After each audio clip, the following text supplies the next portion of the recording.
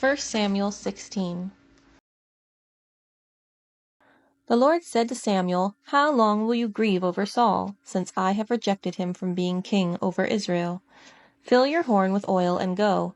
I will send you to Jesse the Bethlehemite, for I have provided for myself a king among his sons." And Samuel said, "How can I go? If Saul hears it, he will kill me." And the Lord said, "Take a heifer with you, and say, 'I have come to sacrifice to the Lord.' And invite Jesse to the sacrifice, and I will show you what you shall do. And you shall anoint for me him whom I declare to you." Samuel did what the Lord commanded, and came to Bethlehem.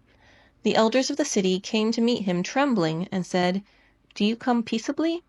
And he said, "Peaceably, I have come to sacrifice to the Lord. Consecrate yourselves, and come with me to the sacrifice."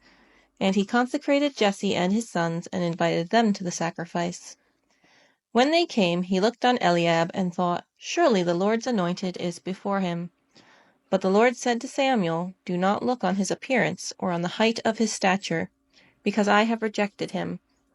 For the Lord sees not as man sees. Man looks on the outward appearance, but the Lord looks on the heart." Then Jesse called Abinadab, and made him pass before Samuel. And he said, "Neither has the Lord chosen this one." Then Jesse made Shammah pass by, and he said, "Neither has the Lord chosen this one." And Jesse made 7 of his sons pass before Samuel. And Samuel said to Jesse, "The Lord has not chosen these." Then Samuel said to Jesse, "Are all your sons here?" And he said, "There remains yet the youngest, but behold, he is keeping the sheep." And Samuel said to Jesse, "Send and get him, for we will not sit down till he comes here." And he sent and brought him in. Now he was ruddy, and had beautiful eyes, and was handsome. And the Lord said, "Arise, anoint him, for this is he." Then Samuel took the horn of oil, and anointed him in the midst of his brothers. And the Spirit of the Lord rushed upon David from that day forward, and Samuel rose up and went to Ramah. Now the Spirit of the Lord departed from Saul, and a harmful spirit from the Lord tormented him. And Saul's servants said to him, "Behold now, a harmful spirit from God is tormenting you. Let our Lord now command your servants, who are before you, to seek out a man who is skillful in playing the lyre. And when the harmful spirit from God is upon you, he will play it, and you will be well."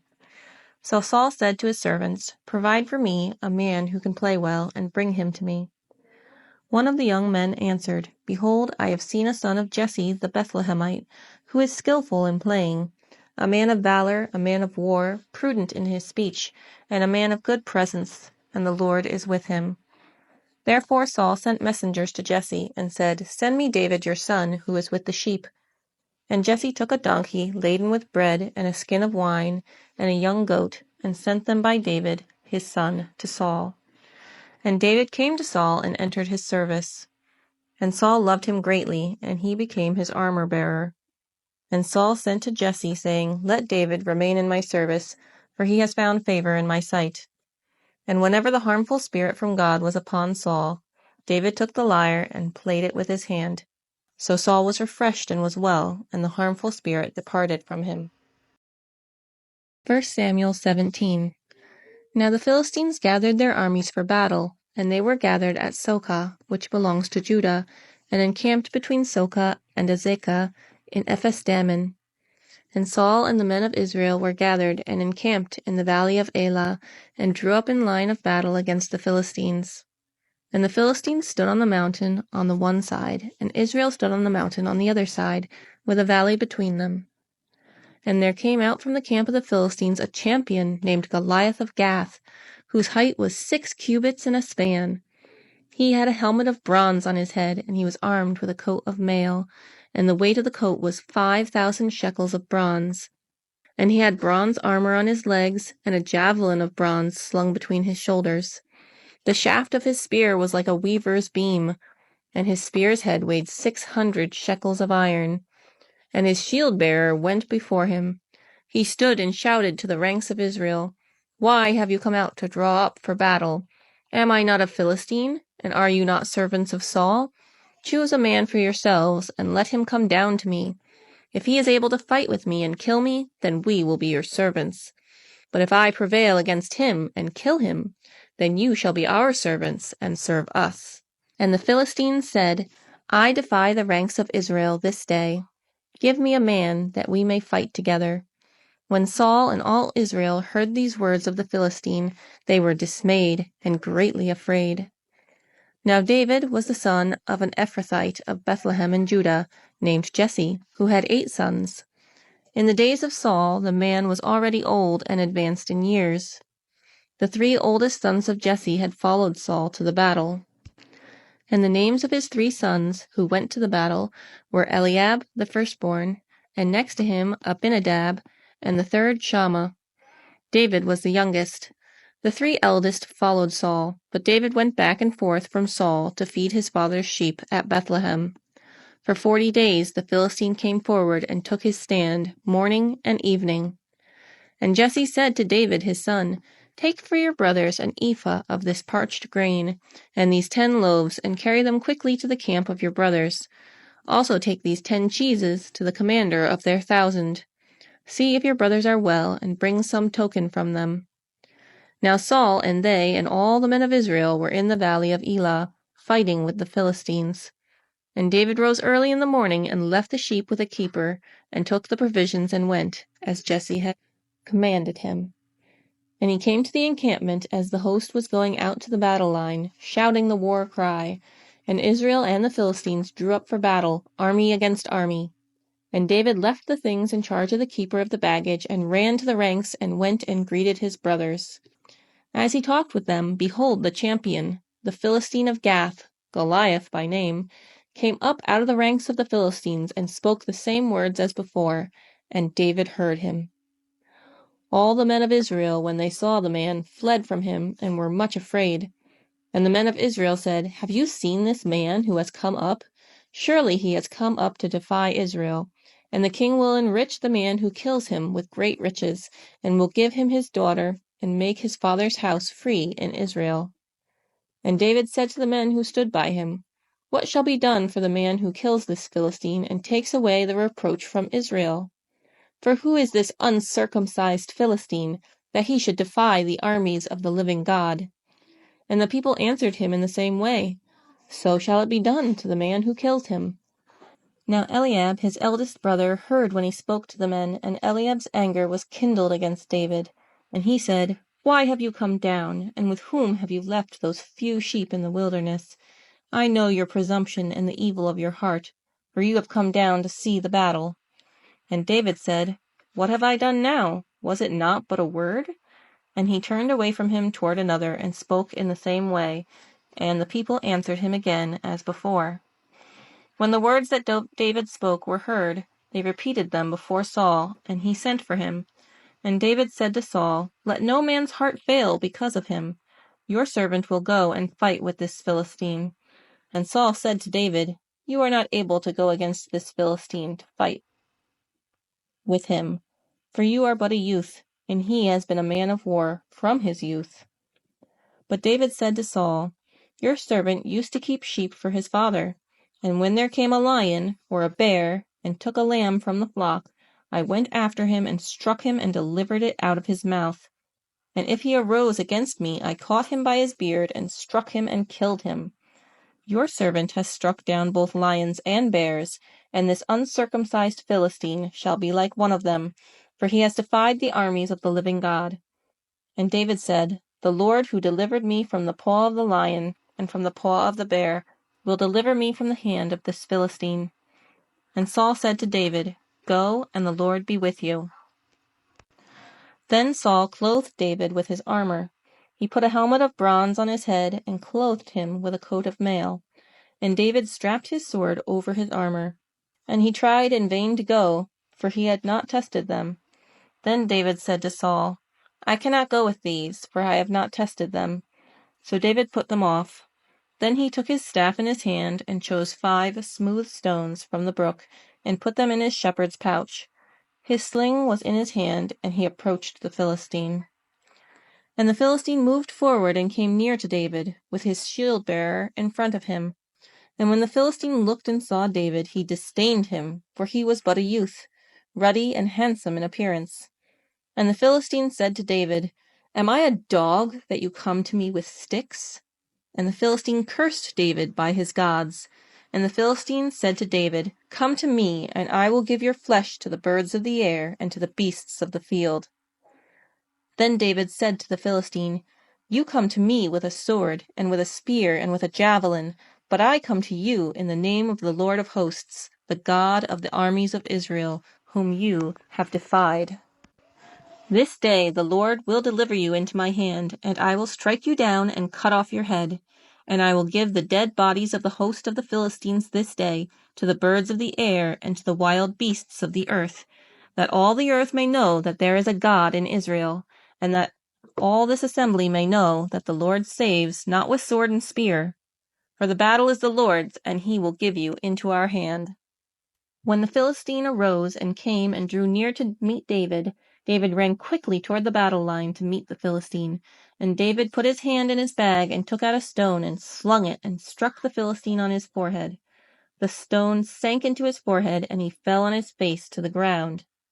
So David prevailed over the Philistine with a sling and with a stone, and struck the Philistine and killed him.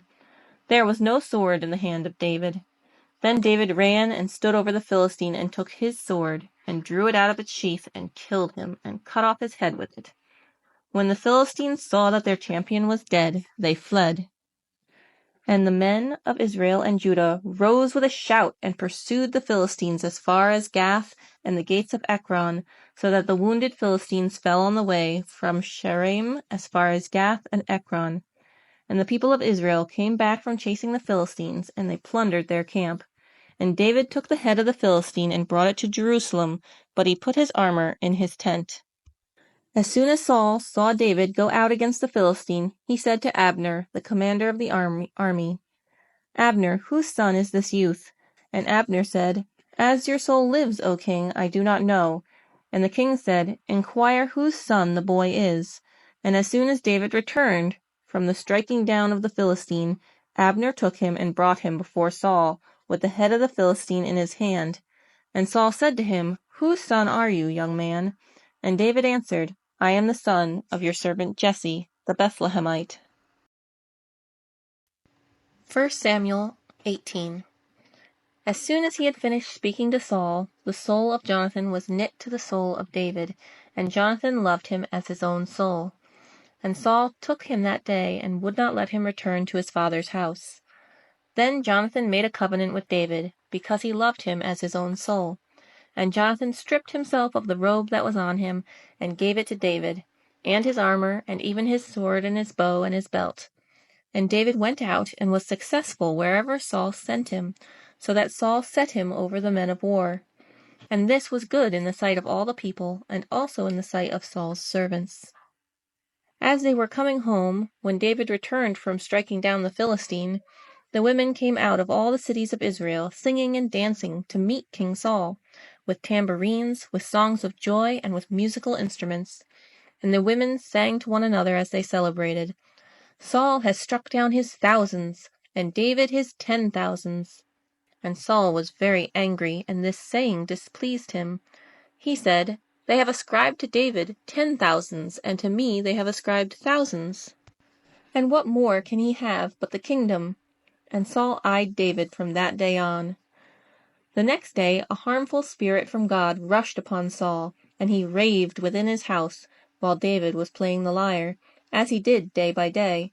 Saul had his spear in his hand, and Saul hurled the spear, for he thought, "I will pin David to the wall." But David evaded him twice. Saul was afraid of David, because the Lord was with him, but had departed from Saul. So Saul removed him from his presence, and made him a commander of 1,000. And he went out and came in before the people. And David had success in all his undertakings, for the Lord was with him. And when Saul saw that he had great success, he stood in fearful awe of him. But all Israel and Judah loved David, for he went out and came in before them. Then Saul said to David, "Here is my elder daughter Merab. I will give her to you for a wife. Only be valiant for me, and fight the Lord's battles." For Saul thought, "Let not my hand be against him, but let the hand of the Philistines be against him." And David said to Saul, "Who am I, And who are my relatives, my father's clan in Israel, that I should be son-in-law to the king? But at the time when Merab, Saul's daughter, should have been given to David, she was given to Adriel, the Meholathite, for a wife. Now Saul's daughter Michal loved David, and they told Saul, and the thing pleased him. And Saul thought, let me give her to him, that she may be a snare for him, and that the hand of the Philistines may be against him. Therefore Saul said to David a second time, you shall now be my son-in-law. And Saul commanded his servants, speak to David in private, and say, behold, the king has delight in you, and all his servants love you. Now then, become the king's son-in-law. And Saul's servants spoke those words in the ears of David. And David said, does it seem to you a little thing to become the king's son-in-law, since I am a poor man and have no reputation? And the servants of Saul told him, thus and so did David speak. Then Saul said, thus shall you say to David, the king desires no bride price except 100 foreskins of the Philistines, that he may be avenged of the king's enemies. Now Saul thought to make David fall by the hand of the Philistines. And when his servants told David these words, it pleased David well to be the king's son-in-law. Before the time had expired, David arose and went, along with his men, and killed 200 of the Philistines. And David brought their foreskins, which were given in full number to the king, that he might become the king's son-in-law. And Saul gave him his daughter Michal for a wife. But when Saul saw and knew that the Lord was with David, and that Michal, Saul's daughter, loved him, Saul was even more afraid of David. So Saul was David's enemy continually. Then the commanders of the Philistines came out to battle, and as often as they came out, David had more success than all the servants of Saul, so that his name was highly esteemed. 1 Samuel 19. And Saul spoke to Jonathan his son, and to all his servants, that they should kill David.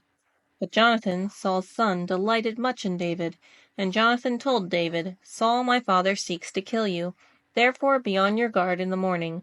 Stay in a secret place and hide yourself, and I will go out and stand beside my father in the field where you are, and I will speak to my father about you. And if I learn anything, I will tell you. And Jonathan spoke well of David to Saul his father, and said to him, let not the king sin against his servant David, because he has not sinned against you, and because his deeds have brought good to you. For he took his life in his hand, and he struck down the Philistine, and the Lord worked a great salvation for all Israel. You saw it and rejoiced. Why then will you sin against innocent blood by killing David without cause? And Saul listened to the voice of Jonathan. Saul swore, as the Lord lives, he shall not be put to death. And Jonathan called David, and Jonathan reported to him all these things. And Jonathan brought David to Saul, and he was in his presence as before. And there was war again, and David went out and fought with the Philistines, and struck them with a great blow, so that they fled before him. Then a harmful spirit from the Lord came upon Saul, as he sat in his house with his spear in his hand, and David was playing the lyre. And Saul sought to pin David to the wall with the spear, but he eluded Saul, so that he struck the spear into the wall, and David fled and escaped that night. Saul sent messengers to David's house to watch him, that he might kill him in the morning. But Michal, David's wife, told him, if you do not escape with your life tonight, tomorrow you will be killed. So Michal let David down through the window, and he fled away and escaped. Michal took an image and laid it on the bed, and put a pillow of goat's hair at its head, and covered it with the clothes. And when Saul sent messengers to take David, she said, he is sick. Then Saul sent the messengers to see David, saying, bring him up to me in the bed, that I may kill him. And when the messengers came in, behold, the image was in the bed with the pillow of goat's hair at its head. Saul said to Michal, why have you deceived me thus, and let my enemy go, so that he has escaped? And Michal answered Saul, he said to me, let me go. Why should I kill you? Now David fled and escaped, and he came to Samuel at Ramah, and told him all that Saul had done to him. And he and Samuel went and lived at Naioth. And it was told Saul, behold, David is at Naioth in Ramah. Then Saul sent messengers to take David, and when they saw the company of the prophets prophesying, and Samuel standing as head over them, the Spirit of God came upon the messengers of Saul, and they also prophesied. When it was told Saul, he sent other messengers, and they also prophesied. And Saul sent messengers again the third time, and they also prophesied. Then he himself went to Ramah and came to the great well that is in Secu. And he asked, Where are Samuel and David? And one said, Behold, they are at Naioth and Ramah. And he went there to Naioth and Ramah. And the Spirit of God came upon him also, and as he went he prophesied until he came to Naioth and Ramah. And he too stripped off his clothes, and he too prophesied before Samuel, and lay naked all that day and all that night. Thus it is said, Is Saul also among the prophets? 1 Samuel 20. Then David fled from Naioth and Ramah, and came and said before Jonathan, What have I done? What is my guilt? And what is my sin before your father, that he seeks my life? And he said to him, Far from it, you shall not die. Behold, my father does nothing either great or small without disclosing it to me.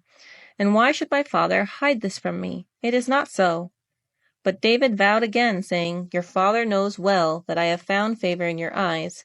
And he thinks, Do not let Jonathan know this, lest he be grieved. But truly, as the Lord lives, and as your soul lives, there is but a step between me and death. Then Jonathan said to David, Whatever you say, I will do for you. David said to Jonathan, Behold, tomorrow is the new moon, and I should not fail to sit at table with the king. But let me go, that I may hide myself in the field till the third day at evening. If your father misses me at all, then say, David earnestly asked leave of me to run to Bethlehem his city, for there is a yearly sacrifice there for all the clan. If he says, Good, it will be well with your servant. But if he is angry, then know that harm is determined by him. Therefore deal kindly with your servant, for you have brought your servant into a covenant of the Lord with you. But if there is guilt in me, kill me yourself, for why should you bring me to your father? And Jonathan said, Far be it from you! If I knew that it was determined by my father that harm should come to you, would I not tell you? Then David said to Jonathan, Who will tell me if your father answers you roughly? And Jonathan said to David, Come, let us go out into the field. So they both went out into the field. And Jonathan said to David, The Lord, the God of Israel, be witness. When I have sounded out my father about this time tomorrow, or the third day, behold, if he is well disposed toward David, shall I not then send and disclose it to you? But should it please my father to do you harm, the Lord do so to Jonathan, and more also, if I do not disclose it to you, and send you away that you may go in safety. May the Lord be with you as he has been with my father. If I am still alive, show me the steadfast love of the Lord, that I may not die. And do not cut off your steadfast love from my house forever, when the Lord cuts off every one of the enemies of David from the face of the earth. And Jonathan made a covenant with the house of David, saying, May the Lord take vengeance on David's enemies. And Jonathan made David swear again by his love for him, for he loved him as he loved his own soul. Then Jonathan said to him, Tomorrow is the new moon, and you will be missed, because your seat will be empty. On the third day, go down quickly to the place where you hid yourself when the matter was in hand, and remain beside the stone heap. And I will shoot 3 arrows to the side of it, as though I shot at a mark. And behold, I will send the boy, saying, Go find the arrows. If I say to the boy, Look, the arrows are on this side of you, take them, then you are to come, for as the Lord lives, it is safe for you, and there is no danger. But if I say to the youth, Look, the arrows are beyond you, then go, for the Lord has sent you away. And as for the matter of which you and I have spoken, behold, the Lord is between you and me forever. So David hid himself in the field. And when the new moon came, the king sat down to eat food. The king sat on his seat, as at other times, on the seat by the wall. Jonathan sat opposite, and Abner sat by Saul's side, but David's place was empty. Yet Saul did not say anything that day, for he thought, Something has happened to him. He is not clean, surely he is not clean. But on the second day, the day after the new moon, David's place was empty. And Saul said to Jonathan his son, Why has not the son of Jesse come to the meal, either yesterday or today? Jonathan answered Saul, David earnestly asked leave of me to go to Bethlehem. He said, Let me go, for our clans hold a sacrifice in the city, and my brother has commanded me to be there. So now, if I have found favor in your eyes, let me get away and see my brothers. For this reason he has not come to the king's table." Then Saul's anger was kindled against Jonathan, and he said to him, "You son of a perverse, rebellious woman, do I not know that you have chosen the son of Jesse to your own shame, and to the shame of your mother's nakedness? For as long as the son of Jesse lives on the earth, neither you nor your kingdom shall be established. Therefore send and bring him to me, for he shall surely die." Then Jonathan answered Saul his father, "Why should he be put to death? What has he done?" But Saul hurled his spear at him to strike him, so Jonathan knew that his father was determined to put David to death. And Jonathan rose from the table in fierce anger, and ate no food the second day of the month, for he was grieved for David, because his father had disgraced him. In the morning Jonathan went out into the field to the appointment with David, and with him a little boy. And he said to his boy, "Run and find the arrows that I shoot." As the boy ran, he shot an arrow beyond him. And when the boy came to the place of the arrow that Jonathan had shot, Jonathan called after the boy and said, "Is not the arrow beyond you?" And Jonathan called after the boy, "Hurry, be quick, do not stay." So Jonathan's boy gathered up the arrows and came to his master. But the boy knew nothing. Only Jonathan and David knew the matter. And Jonathan gave his weapons to his boy and said to him, "Go and carry them to the city." And as soon as the boy had gone, David rose from beside the stone heap, and fell on his face to the ground, and bowed 3 times. And they kissed one another and wept with one another, David weeping the most. Then Jonathan said to David, "Go in peace, because we have sworn both of us in the name of the Lord, saying, the Lord shall be between me and you, and between my offspring and your offspring forever." And he rose and departed, and Jonathan went into the city. 1 Samuel 21. Then David came to Nob, to Ahimelech the priest. And Ahimelech came to meet David, trembling, and said to him, "Why are you alone, and no one with you?" And David said to Ahimelech the priest, "The king has charged me with a matter, and said to me, let no one know anything of the matter about which I send you, and with which I have charged you. I have made an appointment with the young men for such and such a place. Now then, what do you have on hand? Give me 5 loaves of bread, or whatever is here." And the priest answered David, "I have no common bread on hand, but there is holy bread, if the young men have kept themselves from women." And David answered the priest, "Truly women have been kept from us, as always when I go on an expedition. The vessels of the young men are holy, even when it is an ordinary journey. How much more today will their vessels be holy?" So the priest gave him the holy bread, for there was no bread there but the bread of the presence, which is removed from before the Lord, to be replaced by hot bread on the day it is taken away. Now a certain man of the servants of Saul was there that day, detained before the Lord. His name was Doeg the Edomite, the chief of Saul's herdsmen. Then David said to Ahimelech, "Then have you not here a spear or a sword at hand? For I have brought neither my sword nor my weapons with me, because the king's business required haste." And the priest said, "The sword of Goliath the Philistine, whom you struck down in the valley of Elah, behold, it is here wrapped in a cloth behind the ephod. If you will take that, take it, for there is none that here." And David said, "There is none like that. Give it to me." And David rose and fled that day from Saul, and went to Achish the king of Gath. And the servants of Achish said to him, "Is not this David the king of the land? Did they not sing to one another of him in dances? Saul has struck down his thousands, and David his 10,000s." And David took these words to heart, and was much afraid of Achish the king of Gath. So he changed his behavior before them, and pretended to be insane in their hands, and made marks on the doors of the gate, and let his spittle run down his beard. Then Achish said to his servants, "Behold, you see the man is mad. Why then have you brought him to me? Do I lack madmen, that you have brought this fellow to behave as a madman in my presence? Shall this fellow come into my house?" 1 Samuel 22. David departed from there and escaped to the cave of Adullam. And when his brothers and all his father's house heard it, they went down there to him. And everyone who was in distress, and everyone who was in debt, and everyone who was bitter in soul, gathered to him, and he became commander over them. and there were with him about 400 men. And David went from there to Mizpeh of Moab, and he said to the king of Moab, Please let my father and my mother stay with you, till I know what God will do for me. And he left them with the king of Moab, and they stayed with him all the time that David was in the stronghold. Then the prophet Gad said to David, Do not remain in the stronghold, depart and go into the land of Judah. So David departed and went into the forest of Heres. Now Saul heard that David was discovered, and the men who were with him. Saul was sitting at Gibeah under the tamarisk tree on the height with his spear in his hand, and all his servants were standing about him. And Saul said to his servants who stood about him, Hear now, people of Benjamin, will the son of Jesse give every one of you fields and vineyards?